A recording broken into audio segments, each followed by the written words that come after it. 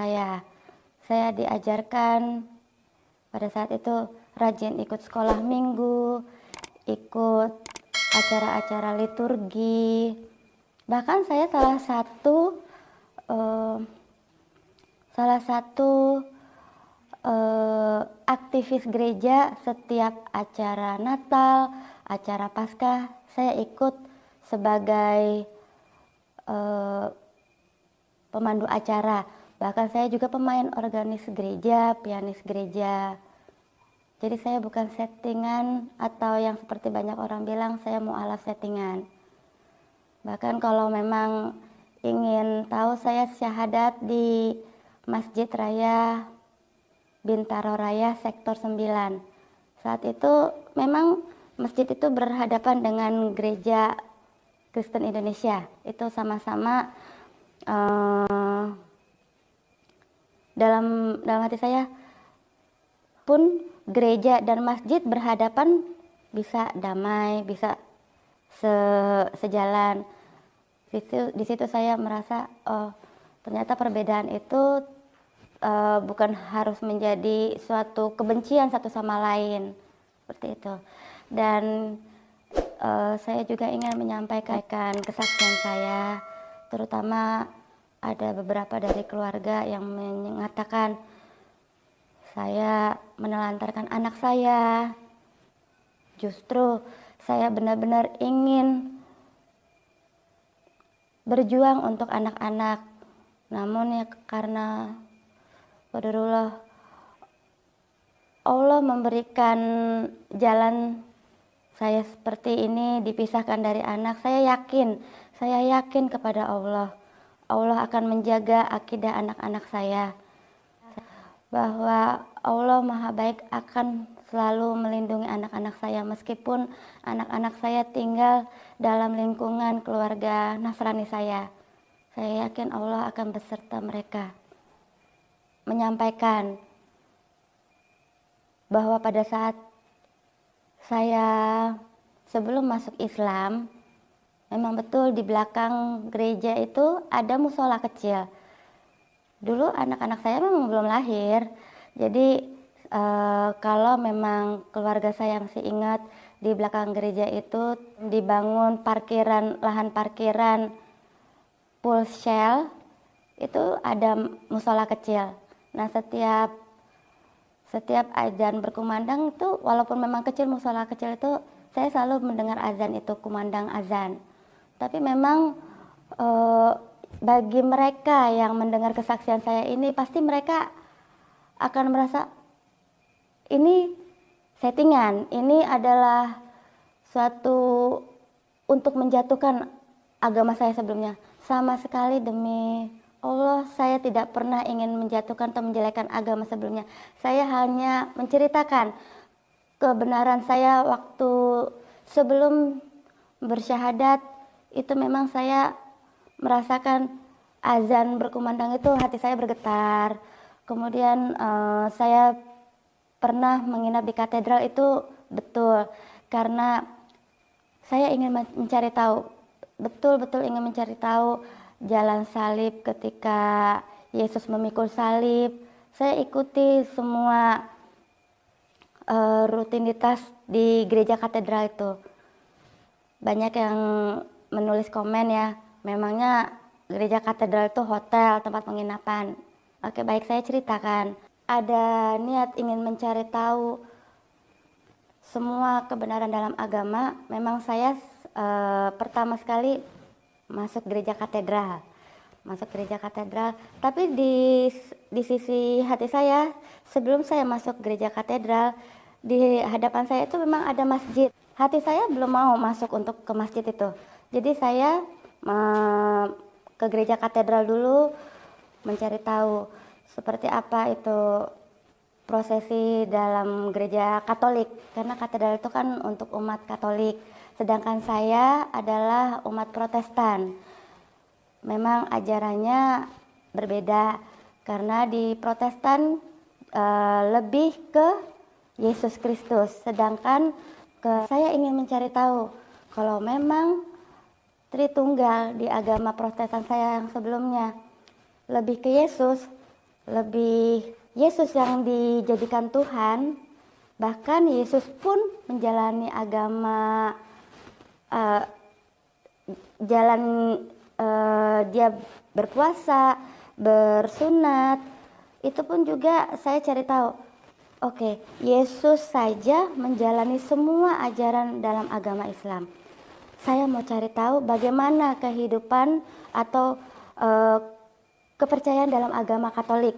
Bagaimana dengan Bunda Maria, ibunya Yesus itu. Saya masuk ke gereja katedral, itu saya memang izin dulu dengan satpamnya. Saya bilang, saya ingin ikut prosesi kebaktiannya gereja. Jadi saya duduk, kalau di gereja katedral kan beda dengan Protestan. Kita duduk seperti biasa. Nah, kalau di katedral kita bersujud, bersimpuh gitu. Ada khusus di bagian bangku belakangnya itu untuk simpuhan lutut. Jadi dalam nama Bapa, Putra, dan Roh Kudus, saya hanya ingat itu karena sebelumnya anak saya bersekolah di sekolah Katolik waktu itu. Jadi saya tahu tata cara doa Katolik karena anak saya yang paling besar pun masih nama Kristen, Mikael. Yang nomor 2 Nikolas. Itu memang walaupun mereka sudah syahadat, mereka sesungguhnya sudah Islam, tapi saya tidak pernah mau mengganti nama mereka dalam nama Islam. Karena itulah pemberian nama, apalah namanya, yang penting kan iman dan hati yang menjadi tujuan kita kepada Allah. Itu saya melihat kiri kanan saya jemaat pertama ngambil lilin. Mereka semua pada bawa rosario, kalung salib. Jadi saya ikuti ritual mereka. Saya ikutin, saya ngambil lilin lalu jalan ke depan altar. Saya ikutin karena saya ingin mencari tahu bagaimana kepercayaan dalam Katolik, bagaimana kecintaan mereka kepada Bunda Maria, seperti itu. Saya taruh lilin di depan altar, saya lihat, saya pandangi patung Bunda Maria, saya amati wanita suci yang dieluk-elukan oleh umat Katolik saat itu.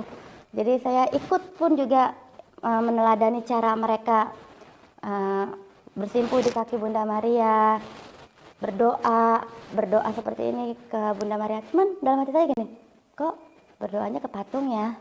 Kok patung? Walaupun memang Bunda Maria adalah wanita suci, tapi kan dia patung. Apakah sampai? Itu hati saya. Mengikuti ritual, tapi hati bertanya-tanya gitu. Terus kemudian saya mengikuti jalan jemaat-jemaat itu, saya ikutin. Mereka jalan kemana saya ikutin. Nah, di setiap perjalanan jalan salib saya lihat di situ ada gambar di gereja katedral itu. Insya Allah saya masih ingat gambar-gambar ketika Yesus dalam perjalanan di Taman Getsemani, di dalam ruang sidang untuk diadili. Itu saya ngelihat jalan salibnya. Dalam hati saya saat saya mengikuti ritual agama dalam Katolik, hati saya sakit lagi, nangis. Dalam hati saya gini, inilah perjalanan Tuhan saya ketika dia disakitin. Inilah perjalanan Tuhan saya ketika akan disalib, ketika akan disiksa. Inilah perjalanan Tuhan saya yang akan menebus dosa-dosa saya. Itu saya nangis dalam perjalanan itu di dalam gereja katedral itu saya menangis. Saya merasa tidak terima. Kenapa Tuhan yang begitu agungnya, mengapa Tuhan yang punya kuasa harus mengalami hal ini? Saya nggak terima karena saya ingat lagi waktu saya di Protestan, saya kan waktu itu masih belum syahadat ya. Jadi saya ingat saya selalu putar filmnya, saya lihat bagaimana dia memikul salib yang begitu besar. Salib itu besar. Lalu dia ditidurkan di kayu salib, itu saya lihat tangannya itu, saya sempat tutup mata dan saya merasa nggak mungkin Tuhan saya disiksa seperti itu, nggak mungkin, itu Tuhan saya, kenapa harus disiksa? Itu jahat sekali orang yang menyiksa saat itu, zaman apa ya, zaman Romawi apa ya, itu saya benar-benar nggak terima. Jadi saya ingat itu perjalanan Yesus, saya nggak terima Yesus itu disalib, tapi kondisinya saya nggak bisa berbuat apa-apa karena saya ingin masih mencari tahu. Kalau di katedral seperti ini, ritual mereka untuk ritual kebaktiannya nggak masuk di saya. Itu saya merasa waktu itu sedih ya, menangis saat itu, menangis. Nah, karena itu ketika sudah selesai acara perjalanan jalan salib Yesus, saya duduk lagi di situ, saya bersimpuh di bangku jemaat itu, mereka kembali lagi ke bangku. Di situ saya memang masih berdoa, Tuhan tunjukkan saya kebenaran di situ. Karena memang saya ingin mencari tahu kebenaran yang sesungguhnya. Mengapa Engkau sebagai Tuhan, mengapa Engkau diam saja? Mengapa Engkau tidak menunjukkan kebenaran bahwa Engkau memang, kalau memang Engkau Tuhan, mengapa Engkau mau disiksa oleh manusia? Kalau memang Engkau adalah Tuhan yang menciptakan manusia, mengapa Engkau tidak menunjukkan bahwa manusia itu salah? Mengapa hanya diam? Tapi itu yang berkecamuk di dalam hati saya.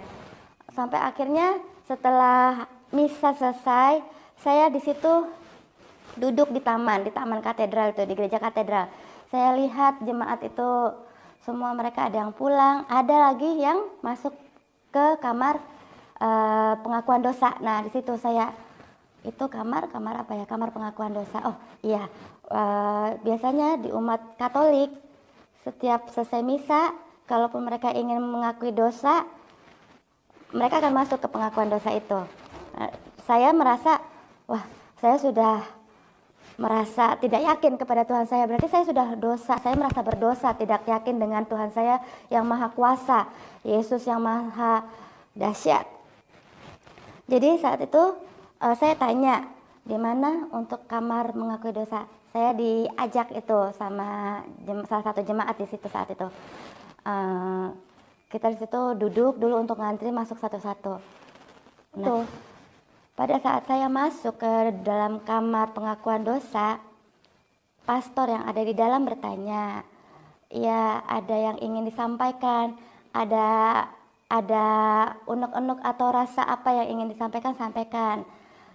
Sebelumnya, lalu saya bilang kayak gini, mohon maaf, saya seorang Protestan, saya bilang gitu saat itu, saya seorang Protestan. Pastor tuh yang di dalam sempat bilang, Protestan, selamat datang saudaraku. Iya Pak Pastor, saya mau bertanya, Yesus adalah Tuhan yang akan membawa kita ke dalam ke jalan keselamatan. Apakah saya berdosa Pak Pastor? Hati saya merasa tidak terima kalau Yesus itu disiksa. Tadi saya mengikuti jalan salib. Itu pastor diam sampai saya, Pak Pastor, Pak, apakah saya berdosa? Saya bilang gitu. Terus habis itu Pak Pastor bilang gini, Ibu apakah merasa berdosa karena keimanan Ibu goyah? Enggak, keimanan saya tidak goyah. Saya hanya ingin bertanya kepada Pak Pastor, apakah saya yang berdosa karena saya tidak merasa yakin bahwa Tuhan itu dahsyat, Tuhan itu juru selamat kita. Tapi saya merasa, kenapa Tuhan harus disiksa ya Pak Pastor ya? Kenapa Tuhan harus melalui jalan salib yang begitu sakit, yang begitu keji? Dia harus merasakan sakitnya di paku sampai harus naik ke tiang salib, lalu dipertontonkan oleh orang-orang banyak saat itu. Tapi kenapa orang-orang banyak itu tidak mau membantu Yesus saat itu ya Pak Pastor?